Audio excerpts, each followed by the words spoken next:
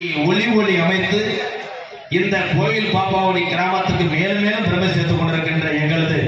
75 ஆண்டு கால தோற்பனாவில் வாழ்ந்து கொண்டிருக்கின்ற RS Sundaram radio Madurai RS Sundaram. மாணிக்க வீணையே மரகத படுமையே வைரத்தில் தோய்ந்தவர்களே மதங்க மாமுனிவரின் மாதவ செல்வியே மாதுளம் சிவந்த விழியே ஆணிப்பொன் கட்டிலே அரியாசனத்திலே அரசாட வைத்த தேவி